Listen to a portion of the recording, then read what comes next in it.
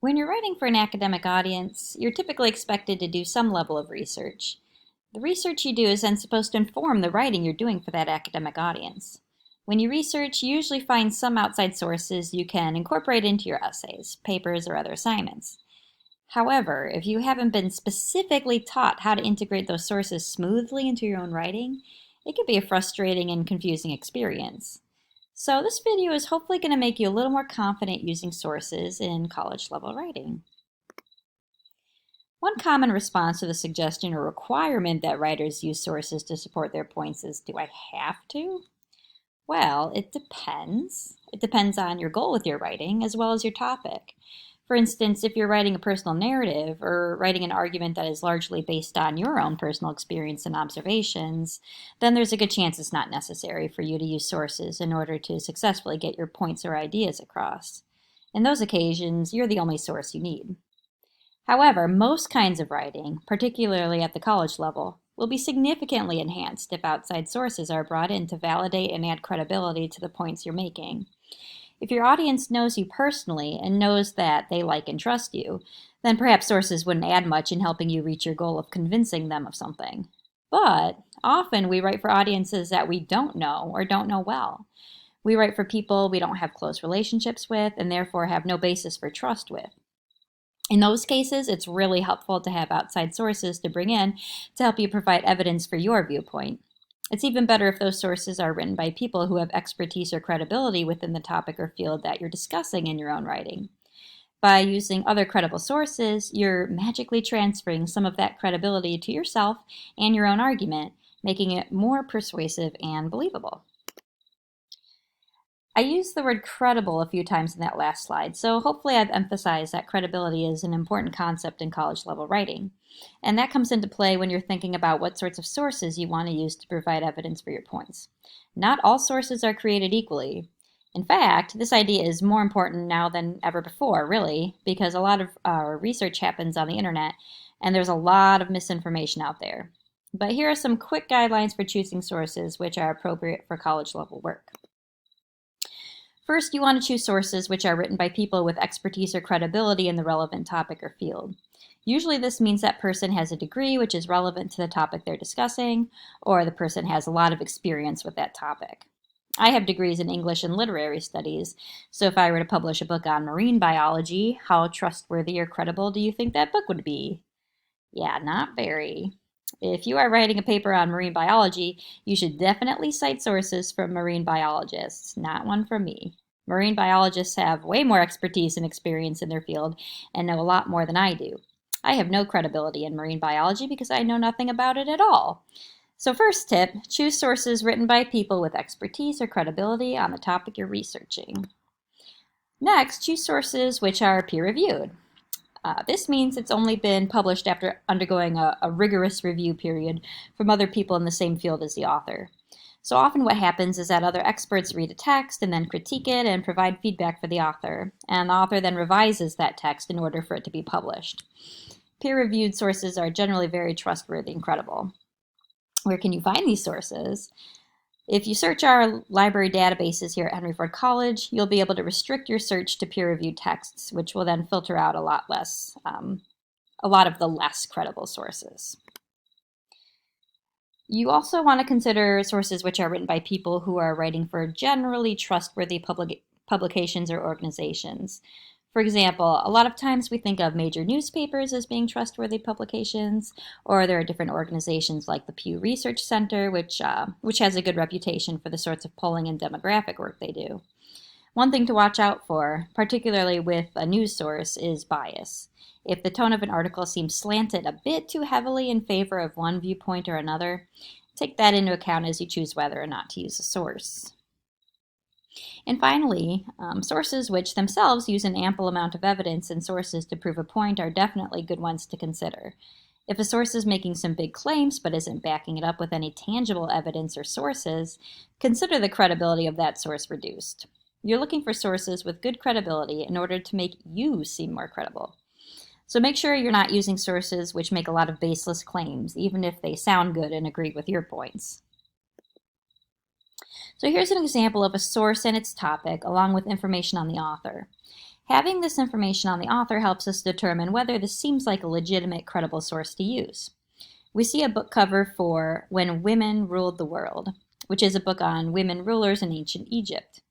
If we look at the author's information given in the book, we see that Cara Cooney is a professor of Egyptology at UCLA. Her academic work focuses on death preparations, afterlife beliefs, and gender studies. She has participated in digs with the Metropolitan Museum of New York and the Royal Pyramid Complex of Senwosret III and the Theban necropolis with Johns Hopkins University. Cooney's writing has appeared on NationalGeographic.com, and she presented a multi-city lecture tour in 2019.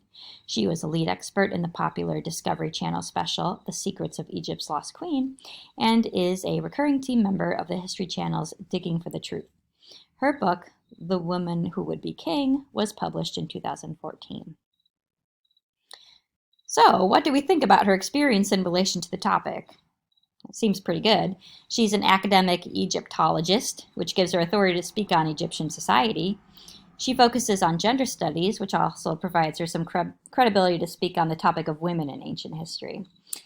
This is why information on an author is often included inside or on the cover of a book, to sort of tell the reader, hey, I have experience in this issue I've written about. You can trust me.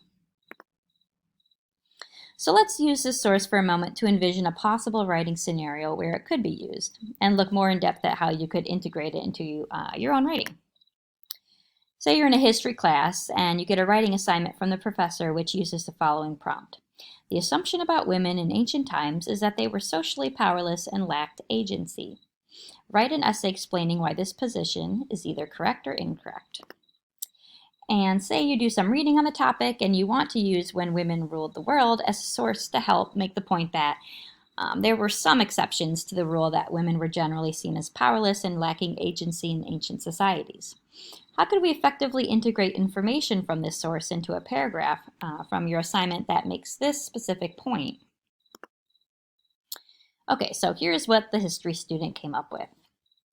While it is true that, in general, women were not granted the same types of rights and powers possessed by men in ancient societies, there are some important exceptions to consider. For instance, in her book, The Women Who Ruled the World, Egyptologist Cara Cooney documents 6 different women rulers in ancient Egypt who had significant amounts of power. Even more, their power was valued not in spite of, but actually for its particularly feminine nature, which became essential in times of conflict. Cooney writes, Egyptian society elevated its queens, allowing them to rise up to the top precisely because a woman doesn't usually resort to military conquest and fractious aggression. Cooney contends that studying ancient Egypt reminds us that there once was a society on this planet that valued a woman's calmer, more nuanced political skills. While Cooney demonstrates the exceptional nature of ancient Egypt's attitude toward female rulers, she also argues that, in this particular way, ancient Egypt may have been more progressive than many societies that exist today. This example sheds more light on the state of women in the ancient world, and there are other examples as well. Let's look at this paragraph with some color coding. Okay, first, after the topic sentence, which gives the writer's main point for the section, we see some words in teal. These words are ones which introduce the source and provide some important information about it, such as the author's name and the title of the book, and in this case, a quick summary of what the book is about. Whenever you are bringing information into your writing from an outside source, you always want to introduce that source before getting to whatever quotes or content you want to use. After introducing the source, we move on to the green text, which is the actual information from the book itself. Here, that information is in the form of a quote. You'll notice a couple things here. For instance, the sentence does not start with the quote. Avoid starting sentences with quotes if you can. Find ways to lead into the quotes with your own words, then use quotation marks when you're ready to start giving word-for-word text from the source. You'll also see at the end of the quote is a citation, which gives the page number that the quote is on. If we hadn't said the author's name while introducing the source, we'd put Cooney, the last name of the author, right before the page number in the citation. And that's MLA format, by the way. If you're asked to do APA format, the citation style will be a little different, but the principles of quote integration are they're still similar. Okay, so after providing the information from the sources comes a very important part that a lot of times students forget.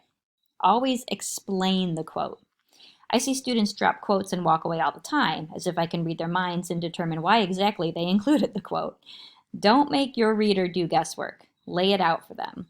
Why is this quote significant? What does it have to do with the point you're making? Why did you include the quote?